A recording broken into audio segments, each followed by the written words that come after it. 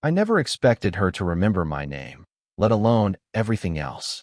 It was a Tuesday afternoon, the kind that feels slow even if you're running late. I had wandered into the corner cafe near my apartment, the one with the scratched wooden tables and the faint smell of burnt espresso. I ordered a black coffee, nothing fancy, and found a seat by the window. The sunlight was weak, just enough to highlight dust motes dancing in the still air. She was there, sitting across the room, arranging books into neat stacks on a small table tucked into the corner. I didn't recognize her at first, mid-40s, dark hair tied loosely at the nape of her neck, sleeves rolled up, glasses sliding down the bridge of her nose. But something about the way she tilted her head as she read the back of a novel made me pause. When I'd first met her, I was helping my friend move a few boxes of old stuff into her garage. I barely said more than a few words, mostly because I didn't know what to say to someone like her, quietly precise, aware of the world in a way that made me self-conscious. She thanked me for carrying a box heavier than it should have been, and that was it. But now, seeing her here, folding a napkin with meticulous care, I felt a small, strange pull. She glanced up, and our eyes met. Not long, not a staring contest, just that brief recognition that made my stomach tick. She smiled, a little crooked, and nodded at my coffee cup. "You still take it black?" she asked, voice low, conversational, like she was trying to be casual, but not quite succeeding. I nodded. "Yeah, couldn't sleep last night, figured I'd need it." Her smile lingered, and I realized I'd been staring too long. I tucked my hands under the table and glanced away, noticing how my phone rested face down beside my cup, unread messages blinking quietly like small confessions I wasn't ready to send. There was something about her presence, an effortless ease that made the silence feel intentional, like it belonged to the space between us. She set down her book, fingers brushing the table edge, and leaned back. Her eyes flicked toward the sunlight, catching the steam rising from my cup. "I always remember," she said softly, almost to herself. Then she looked at me again. "Names, faces, sometimes even the coffee you drink." I laughed nervously. "That's specific. It's a gift or a curse," she said. And then she tilted her head, waiting, watching. I wanted to say something clever, but instead I picked at the corner of my napkin, twisting it around my fingers, feeling the paper's fibers rub thin. My thoughts paused, lingered on the unsent texts I never sent, on the half-written emails I never sent to anyone, on the quiet days I spent alone because talking felt too loud for my own brain. We didn't speak for a few minutes. She sipped her tea, and I sipped my coffee, and the cafe's quiet hum filled the gap. I noticed a tiny scratch on her wrist, like she had bumped into a door or a shelf. My eyes flicked back to her hands, and then away, unsure why I cared. Finally, she folded her book closed. "I have to go," she said, sliding her chair back slowly. But before she turned, she handed me a small slip of paper. My name was written neatly at the top, and below it, an address I didn't recognize. "Call me," she said. Then she was gone, leaving the door to swing softly behind her. I stared at the paper, my hand trembling slightly as the cafe's quiet felt louder, heavier. And for some reason, I couldn't stop thinking about how quickly she could change the ordinary rhythm of my day, and maybe, just maybe, the rest of my life. I hadn't expected to take her up on the invitation so quickly, but a few days later, I found myself walking up the narrow steps to her apartment, the slip of paper still folded in my pocket. She opened the door before I could knock, hair slightly messier than the cafe, a soft cardigan draped over her shoulders. "Come in," she said, stepping aside. The apartment smelled faintly of books and something baked, vanilla or maybe cinnamon, and the sunlight made the dust in the air shimmer like tiny specks of gold. We sat at her kitchen table, each with a mug of tea she'd brewed herself. It was quieter than the cafe, less public, more intimate in ways I couldn't name. She stirred her tea slowly, letting her fingers trail along the rim, and I did the same with mine, noticing the way her wrist flexed when she moved. "I didn't realize," I said, almost to fill the silence, "that you collected first editions." She shrugged lightly, a small smile playing at her lips. "Not really collected. More rescued." Some of these books were abandoned, left in boxes outside or at garage sales. They deserved to be read again. I nodded, thinking of my own stacks of old notebooks and dog-eared novels at home. I guess that's kind of like giving them a second life. Her gaze softened, and she nodded slowly. Exactly. For a moment, we just sat there, letting the words settle. Then she sighed, a quiet, almost private sound. I moved here after my divorce. It's been a few years. Some days, it feels like starting over. Other days, like you're just repeating the same routines, hoping they'll feel new. Her voice had that faint tremor you notice only when someone isn't putting up a wall. I wanted to say something reassuring, but my words felt inadequate. Instead, I just nodded, flicking my eyes toward her hands resting on the table, noticing the tiny lines, the delicate movement as she adjusted her mug. It was easy, in a strange way, to imagine us being reckless together, not physically, not yet, but in thought. Reckless with conversation, with small truths, with the quiet acknowledgement that something complicated was forming. And then guilt crept in. She was my friend's mom. I was 20. This was a boundary. I replayed every step in my head, imagining the fallout, imagining shame. She caught my gaze and didn't look away. A pause, the kind that makes the air between you heavier than words. I think, she said softly, sometimes people don't realize how much it matters being seen. Even briefly. I swallowed, feeling the words lodge somewhere unexpected. Then, impulsively, I reached across the table, not fully, not too fast, and brushed my fingers against hers as she adjusted her mug. It was accidental, almost, but it lingered. She didn't pull away. Her hand twitched subtly, like she noticed more than she let on. I looked down, suddenly aware of the quiet hum of the apartment, of the tiny scratches on the table, of the way her hair caught the light. I don't know why that moment stayed with me. Maybe because it felt like someone finally saw me. I thought I'd seen her smile fully before, but that afternoon it was different, less careful, more honest. She had me showing her a note I'd scribbled for a class assignment, and I could tell she was listening not just to the words, but to me, to the pauses, to the way I hesitated mid-sentence. "I'm not sure what this even is," I muttered, flipping the page nervously. She leaned closer, tilting her head, and I caught a faint whiff of her perfume, something soft, warm, not overpowering. My hand twitched on the notebook. I wasn't supposed to care so much about the angle of her wrist or the small movement of her fingers. "Maybe it's exactly what it should be," she said quietly, almost to herself. Her eyes lingered on mine. Something inside me shifted. I wanted to lean closer, to let the quiet between us stretch into something heavier. But I didn't. I stopped myself. Because she was my friend's mom. Because she might be lonely, but that didn't mean she wanted me. Maybe I should go," I said, almost stumbling over my words. She froze, mid-reach for her teacup. "Already?" I nodded, my throat tight. She didn't push, just watched, a faint crease between her brows. I wondered if she understood what I was feeling, or if I was only imagining it. There was a knock at the door. My heart thudded. I glanced over and saw her face change. Not fear, not anger, just something measured, careful. She excused herself, and I could hear the muffled voice of her friend over the door, asking if she was free to talk. I sat in the kitchen, notebook in my lap, trying to calm the sudden flood of thoughts. She returned a few minutes later, more composed, but the edge was gone. The weight between us had shifted, made brittle by interruption. We didn't speak right away.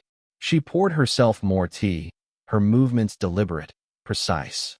I picked at the edge of the napkin on the table, my fingers twisting it into a loose knot. Every glance she shot me was loaded, but she didn't cross the invisible line. Neither did I. At one point, our hands brushed again as she set her cup down. I froze. She didn't pull away, just lingered an inch longer than she needed to. The room hummed with the sound of the radiator, the faint tick of the wall clock, the quiet pulse of everything unspoken. Her eyes caught mine, holding a secret I wasn't sure I should know. A half smile, half question. I leaned a little closer, and for a heartbeat, I thought we might, and then the sound of a dropped fork from the other room, and we both jerked back, sudden and awkward. I cleared my throat. looking down at my notebook, feeling the heat in my chest, the quiet ache of wanting something I couldn't or shouldn't have. She smiled, small, almost apologetic. "You should probably finish that assignment," she said. I nodded, but my hand lingered over hers a moment longer than necessary. That day ended with a near kiss, unspoken and hovering, the sort that leaves your chest tight long after the moment passes. The evening was softer than I expected, a pale light filtering through the half-shut blinds of her living room. "I had come over just to help with a few things," she said, but the boxes we were unpacking seemed endless. Each one carried a small piece of her life, and I felt painfully aware that I was intruding, even as she let me stay. She handed me a stack of old photographs. "These are from before." Her voice trailed off. She didn't finish, and I didn't ask. Some things are too heavy to name. I sorted through them carefully, noticing a younger version of her smiling with a man I didn't recognize, a younger me hiding in the corner of my own memory. The more I looked, the more I realized how much had gone unseen, how much people hide in plain sight, like dust under a rug. She sat on the edge of the couch, legs tucked under her, eyes flicking to me occasionally. I wanted to say something, anything, but my words felt shallow against the quiet that had settled between us. "I think," she said slowly, "I've been careful for too long." Her voice barely rose above the hum of the heater. "Careful about what I let people see. Careful about what I let myself feel." I swallowed. My chest tightened in a way that made my hands curl into fists around the photos.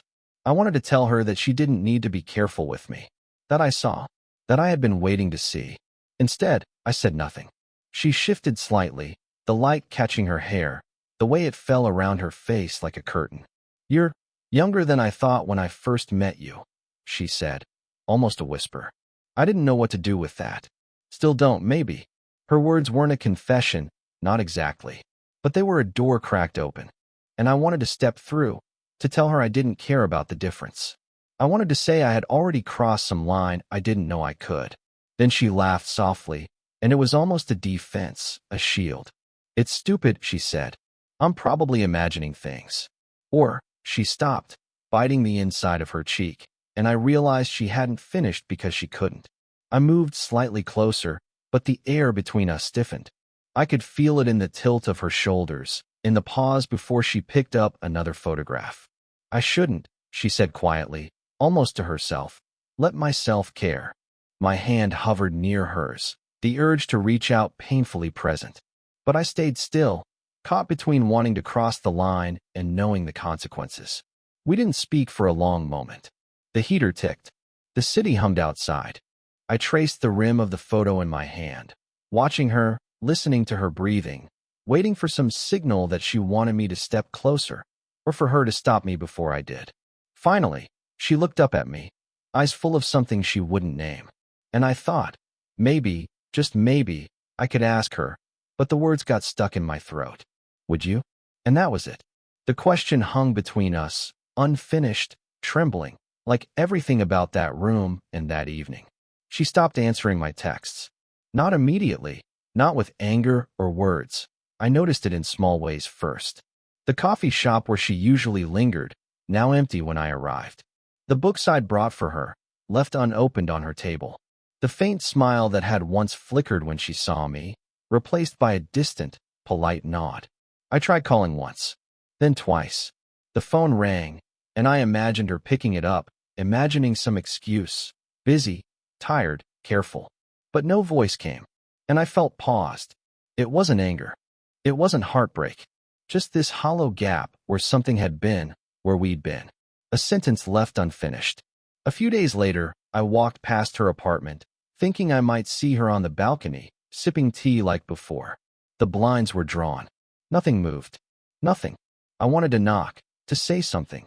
Anything, but my hand froze halfway up the door. I remembered the photograph she'd shown me, the younger version of herself smiling with someone else. I hadn't asked who he was, not really. Maybe that was part of the silence now. Maybe she was carrying pieces of the past I couldn't hold. I imagined scenarios I didn't want to imagine. Had she remembered what she was supposed to be? Friend's mom. Older. Safe. Boundaries she had to honor. Or was it something else entirely? Fear, guilt, caution, mixing into a cocktail I wasn't invited to taste. I walked to the park instead, the one we'd passed on our last walk, and sat on a bench. A woman with a stroller passed by. Kids laughed in the distance. Life moved forward around me while I was stuck on pause, rewinding over every glance, every brush of her hand, every word that hung unfinished. Then, a memory. The night she leaned close, almost letting herself say something, almost letting me step closer. My chest tightened, remembering the half-question hanging in the air, suspended between possibility and restraint. I pulled out my phone, thumb hovering over the message I had started to write. I don't know what I did wrong. I just want to know you're okay. I deleted it. I didn't feel brave. I didn't feel lost. I felt paused, like life forgot to finish the sentence. That evening, I passed the cafe where we first met. The door swung open, and the familiar scent hit me. Coffee, faint cinnamon, dust motes in sunlight. A table sat empty by the window. I stared at it longer than I should have, tracing the curve of the chair with my eyes, imagining her sitting there, sipping tea, watching me. The chair stayed empty. I walked away, feeling the quiet pull of what had almost been, what could still be, and what I had no right to reach for. I didn't feel heartbroken. I didn't feel anger. I felt paused, suspended, waiting for an answer that might never come. And the page remained blank. I found her at the small bookstore we both liked, tucked between the stacks in the back corner where the light pooled softly over the worn carpet. She was flipping through a poetry collection, the corner of her mouth caught in that faint, thoughtful smile I'd memorized over these weeks. I hesitated. The words I wanted to say were lodged somewhere between my throat and the floorboards. My hands itched to reach for her, to bridge the distance, but I didn't. Instead, I let the silence stretch, letting the weight of it pull at me. She looked up, catching my gaze, and for a moment, it was the same quiet recognition as before. But now there was something sharper there, something raw. She closed the book slowly, fingers lingering on the cover. "I wasn't sure you'd come," she said quietly, almost more to herself than to me. I shrugged. I didn't know if I should. My voice sounded small even to me. Her eyes softened, but the faint crease between her brows lingered. I was scared, I guess, of what this could be, what it might mean. I swallowed. Me too. The confession hung between us, fragile, unpolished. I wanted to say more, so many things, but I realized that sometimes the power isn't in the words, it's in the choice to finally let them out, even partially. "I don't know if it's right," she said, voice dropping, "or if it matters." She shifted slightly, brushing a stray hair behind her ear, exposing a small crease I hadn't noticed before. Tiny gestures. Everything about her now felt magnified. I took a careful step closer, hands in my pockets. "Does it matter that we noticed each other? That we've been paying attention?" She didn't answer immediately. The pause wasn't awkward, it was measured, delicate. When she finally spoke, her words were barely above a whisper. "Maybe that's enough." I felt a strange relief, the kind that settles in the chest after holding your breath too long. Not victory, not certainty, just acknowledgement. She reached for the spine of another book, then paused, letting her fingers hover above it. I realized she was letting me exist in that space without forcing a choice, without demanding it. And maybe that was the point. I tilted my head, letting the silence do its work, letting my eyes track the way her hands moved, noticing how she exhaled, small, deliberate, letting herself be present. Finally, she looked at me, and there it was, a quiet understanding, fragile but steady. She smiled, the kind of smile that doesn't declare anything grand, but says, "I see you. You're here." "Okay." I returned it, slow, careful. My hand brushed against the edge of the counter as if I needed to anchor myself to the world, but I felt her presence like a pulse beside me, close and steady. No big gestures, no declarations, just that shared breath, the shared quiet, the acknowledgement of something real, flawed, human, and ours, if only for a moment. And in that moment, I realized that sometimes the climax isn't a shout. Sometimes it's the softest, smallest yes you can give. "Okay," I said, and it was enough. It had been months since that afternoon in the bookstore. Life had quietly shifted around us, like sunlight moving across a room. Nothing spectacular. No grand announcements. Just a series of mornings, coffees, and small acknowledgments that mattered more than words could hold. I found myself back at the corner cafe we first met, black coffee in hand, just after 8:47 a.m. The place smelled the same. Burnt espresso, faint vanilla, and it was empty enough that I could watch the dust motes rise in the sunlight. She arrived a few minutes later, holding a small notebook, hair tucked loosely behind her ears. Our eyes met, and there was no tension, no hesitation, just recognition. "Morning," she said softly. "Morning," I replied. We didn't speak much after that. Sometimes we shared a table, sometimes we walked the quiet streets nearby, hands brushing or lingering in small, deliberate ways. She still had her stacks of rescued books, and I still carried notebooks half filled with scribbles, half forgotten plans. There had been moments of doubt, of wondering if what we had could exist without the old rules and expectations pressing down. But somehow it did. Not perfectly, not without quiet negotiations and small compromises, but it was ours. One afternoon, we sat on a bench near the park, the same one where I'd sat alone months ago, paused and uncertain. She sipped tea from a chipped mug, and I drank black coffee from my usual cup. We watched people pass, listened to children laughing in the distance, and let the silence settle over us like a soft blanket. "I still think about the first time you brought me coffee," she said, her fingers tracing the rim of her cup. I chuckled, remembering the burnt espresso, the awkward pause when she handed me that slip of paper. "I never expected you to remember my name, or that first sip would last this long," she said. Her smile wasn't flashy or dramatic. It was quiet, warm, like sunlight spilling into the room after a long winter. I realized then that this was it, not fireworks, not declarations, just a slow accumulation of small moments that mattered. The faint brush of her hand, the way she tilted her head when she listened, the comfortable quiet we could share without explanation. We didn't need to speak everything. We just existed in that space together, like pages held open in the middle of a story that had already been written in invisible ink. As we stood to leave, our hands brushed again, lightly, almost accidentally. But neither of us pulled away. The walk home was unhurried. The city hummed around us, ordinary and familiar. And for the first time in a long time, I didn't feel paused. I didn't feel incomplete. I felt steady. Back at my apartment, I set my coffee cup down, glanced at the slip of paper she had once handed me, and smiled faintly. It was the kind of smile only she would understand. The quiet acknowledgement of everything that had happened, everything we had shared, and everything we had chosen to let exist.